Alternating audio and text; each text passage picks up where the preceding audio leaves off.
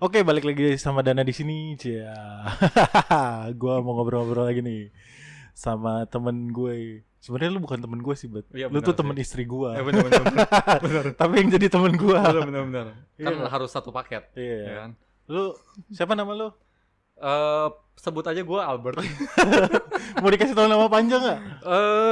Nggak usah lo Enggak aja usah kasih lah tau ya. deh. Ya gua mana tahu Oh, nama ya, nggak panjang usah lu. ya. Udah lah enggak usah. Nanti Albert kaget aja. soalnya, karena nggak sesuai sama muka gue kalau gue kasih tahu nama gue. Iyalah, muka lu biasa aja, nama lu keberatan anjir. Nah, temen gue ini nih seru men, seru. Dia lu baru aja apa? Lulus ya?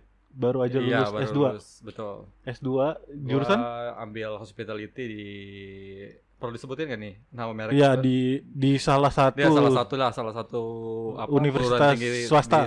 swasta di Swasta. Kalau Jakarta. kayaknya tambang lu tambang swasta bukan negeri. Baik. Bukan tampang Bukan teman-teman negeri ya. ya.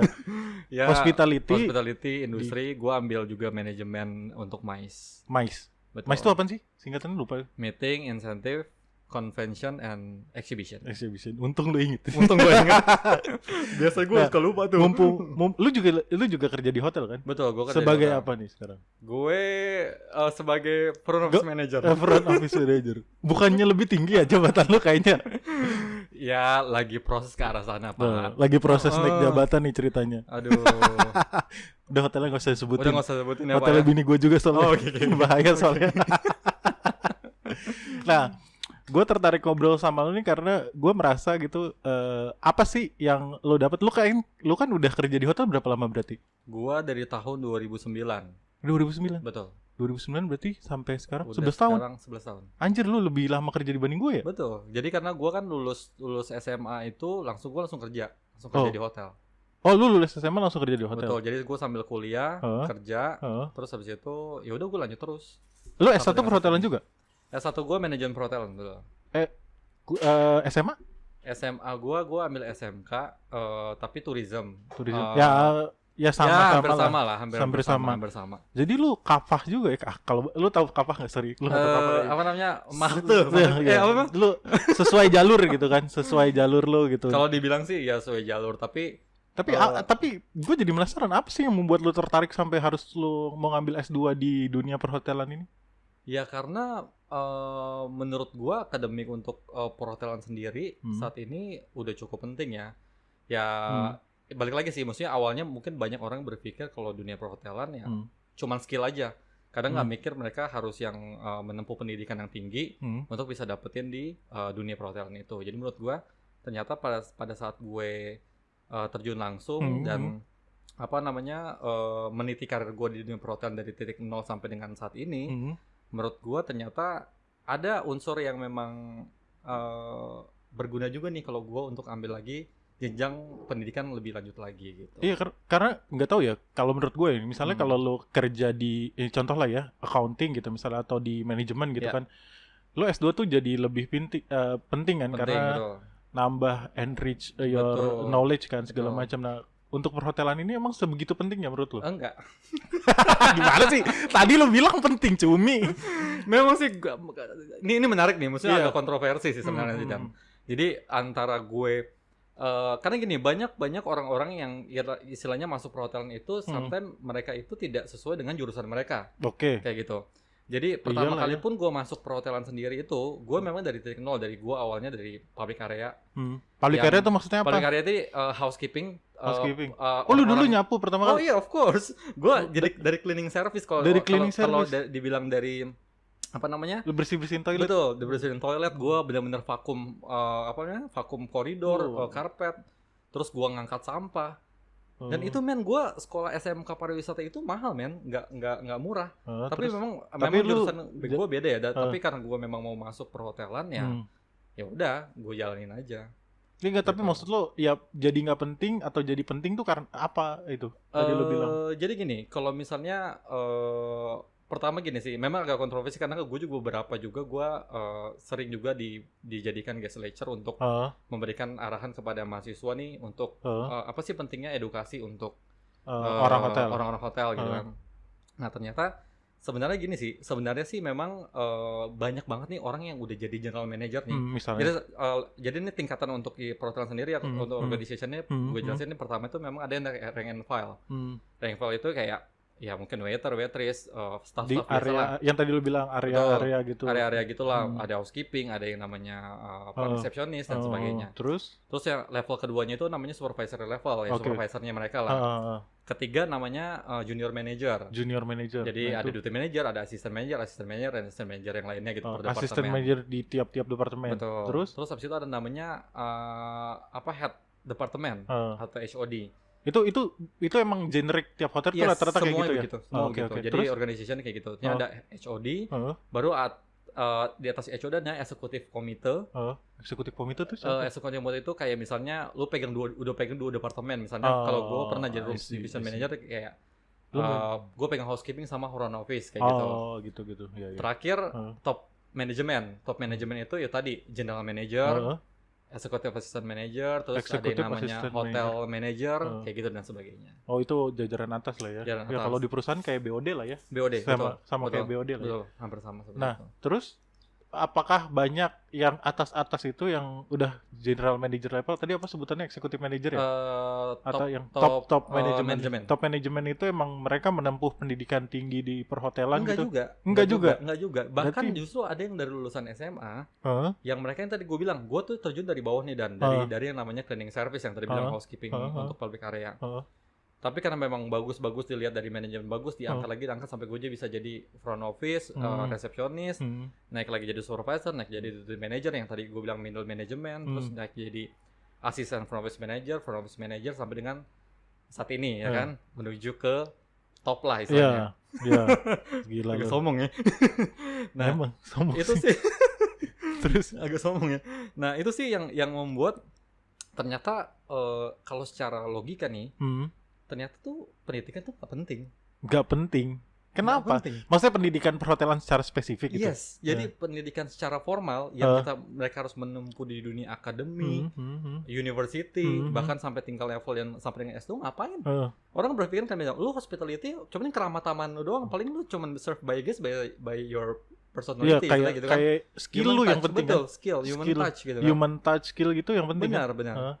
Nah, di situ yang ya seperti bini lo aja ya. Bini gue di bawah anjir. Balik lagi ke bini lo ya. Maksudnya ya itu tadi jurusannya beda gitu, tapi sekarang bisa terjun sebagai hotelier gitu kan. Hotelier sejati lah sengaja. Hotelier sejati. Nah, menariknya nih banyak orang-orang yang memang udah jadi general manager, tapi dia itu bukan dari basic perhotelan.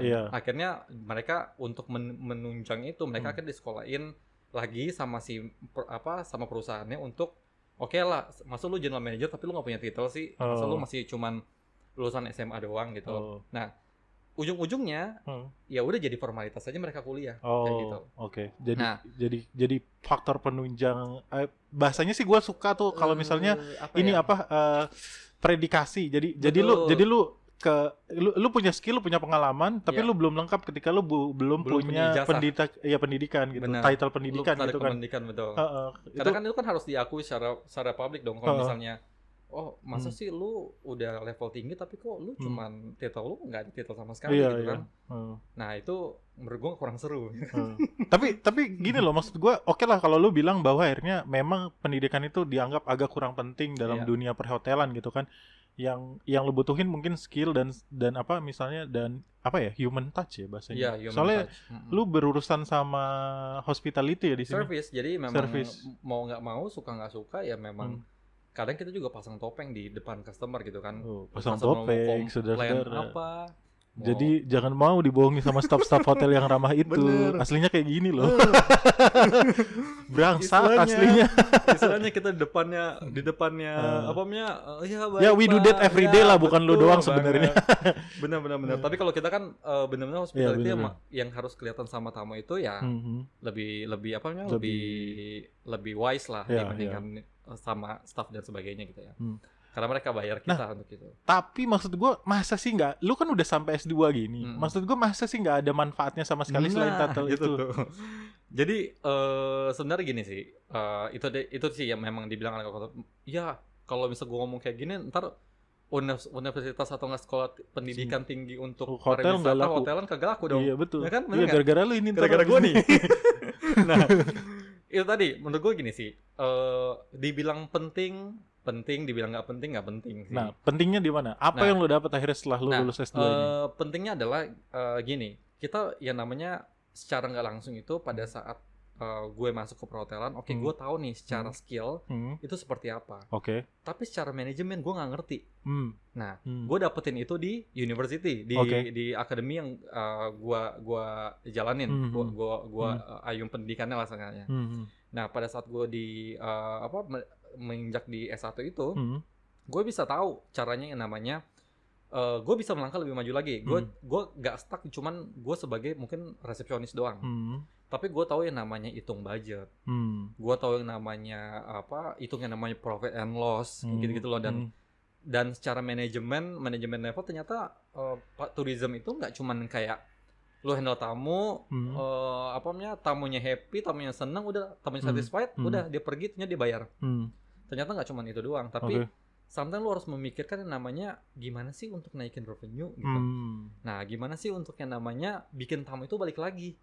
Kayak gitu. Itu kan perlu juga yang namanya pemikiran sama intelijensi tinggi. Iya, gue paham maksud lo. Jadi maksud lo yang lo dapat adalah bukan cuma, maksudnya skill lo udah punya lah ya. Skill lo udah punya, tapi enrichment of your knowledge terhadap dunia perhotelan, especially buat misalnya kayak manajemen hotel dan how to grow your hotel, how to grow your hospitality, bagaimana tetap maksudnya ya skill-skill pengetahuan itu yang akhirnya lo nggak dapet pada saat lo hanya bekerja di dunia perhotelan tanpa pendidikan perhotelan tersebut gitu. Benar.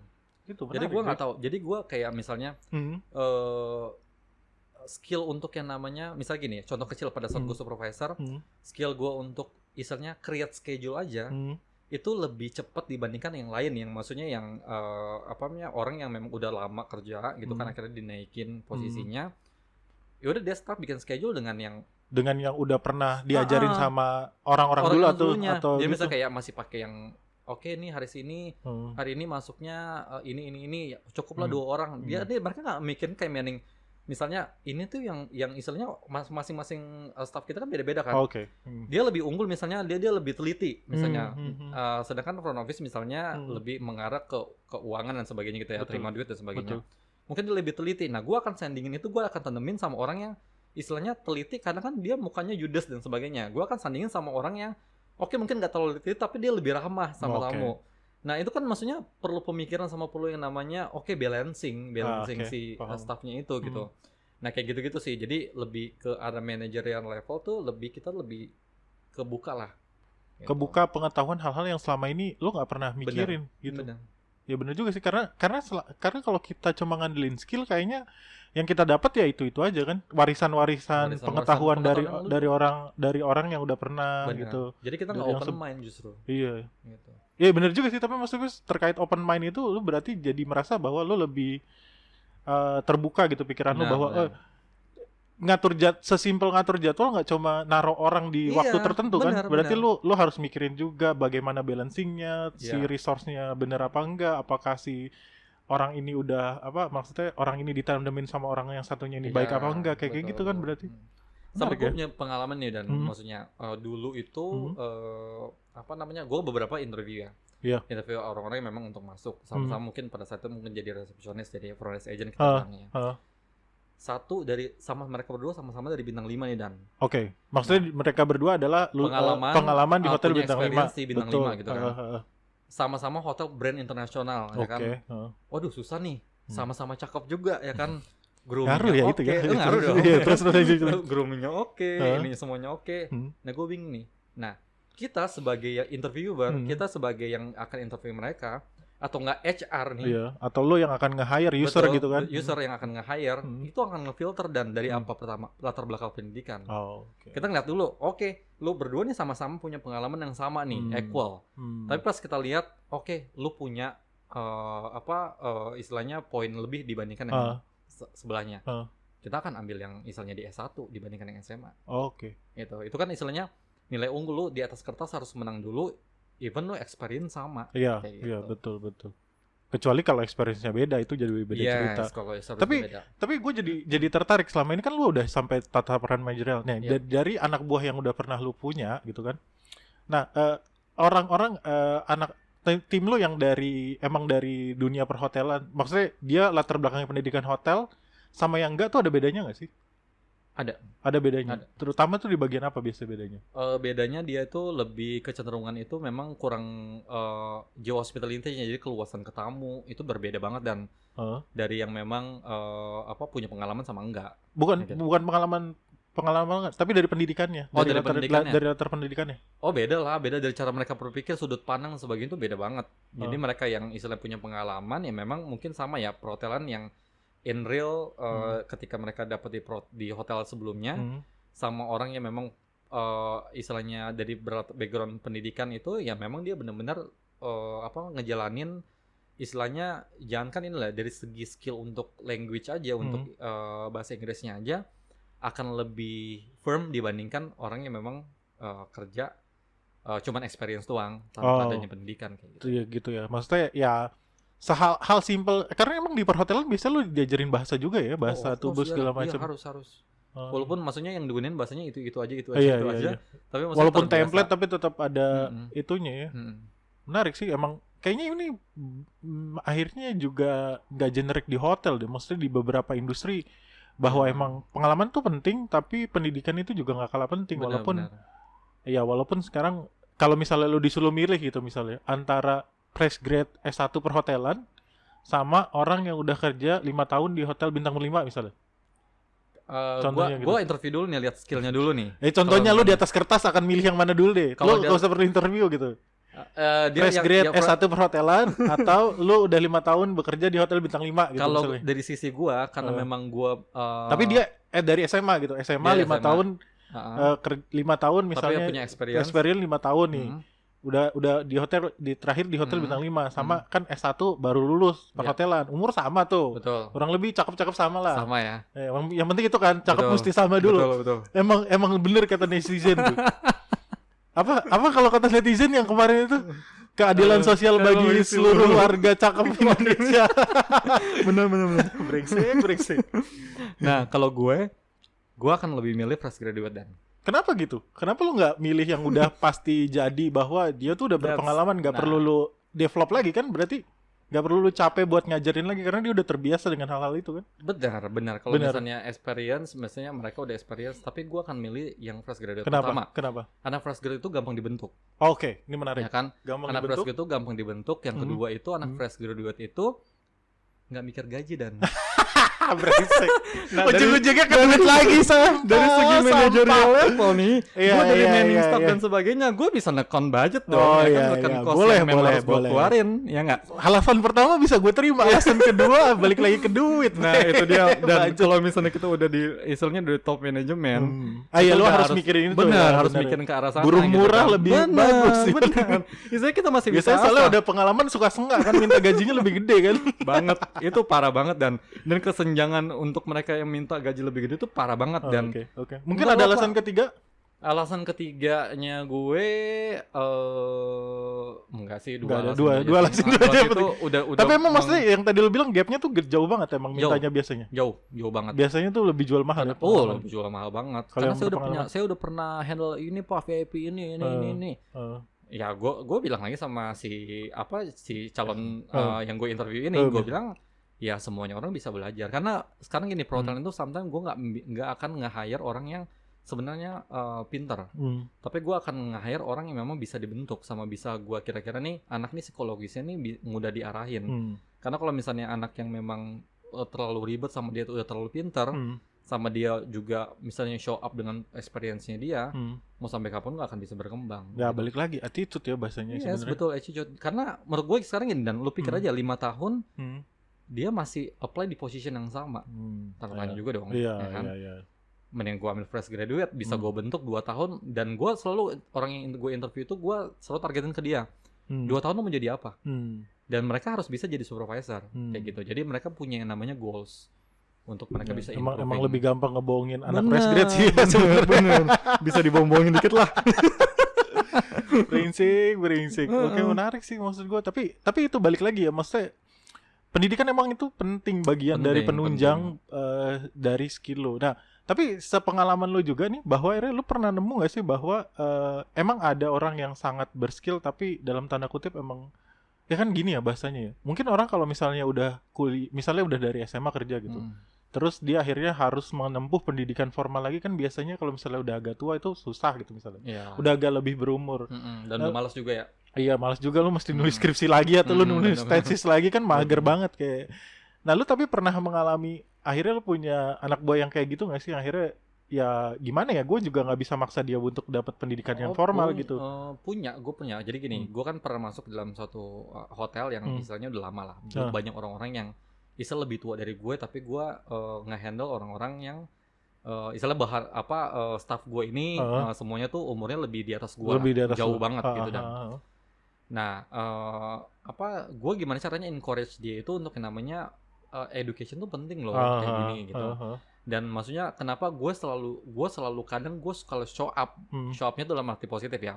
Show up pentingnya pendidikan buat nunjang karirnya mereka itu.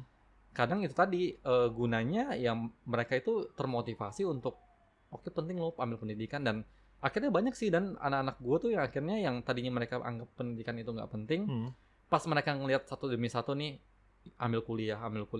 Akhirnya sekarang anak-anak gue semuanya ambil kuliah. Oh, oke. Menarik. Jadi lu mencoba menanamkan ke mereka bahwa education formal education penting. Gitu. Meskipun di hotel memang ada yang namanya training. Memang ada yang namanya ya kita punya training hour memang kita harus kita harus isi. Per bulan tuh harus berapa jam gitu harus diisi gitu ya. Dan trainernya juga orang-orang yang memang expertise di bidang tourism gitu. Terkait dengan training nih, gue juga jadi tertarik. Apakah akhirnya gue nggak tahu deh di hotel tuh punya sertifikasi gitu nggak sih? Kalau di kerjaan kan kalau misalnya kayak pajak tuh ada brevet, kalau accounting tuh ada sertifikasi accounting gitu. Nah di hotel tuh ada nggak sih? Ada service excel. Akhirnya itu juga penting nggak sih sertifikasi itu? Penting itu juga. Penunjangan ya kan itu kan istilahnya namanya proven lo. Maksudnya itu sebagai bukti lo bahwa lu udah melaksanakan training itu banyak dan itu penting. Dan lu akan lebih milih mana akhirnya yang punya sertifikasi dan yang tidak, yang berpengalaman balik lagi. Lu akan lebih memilih yang mana? Yang kalau gue karena gini kan, kalau gue itu sekarang lagi dihadapkan di position yang memang kondisinya gue harus bukan nggak cuma memikirkan untuk operation secara details education background gimana dan sebagainya. As a profile gue udah nggak mikir ke arah sana dan gue pikirnya adalah orang yang bisa dibentuk bisa dibayar murah udah. Itu kata-kata keduanya lebih enak loh.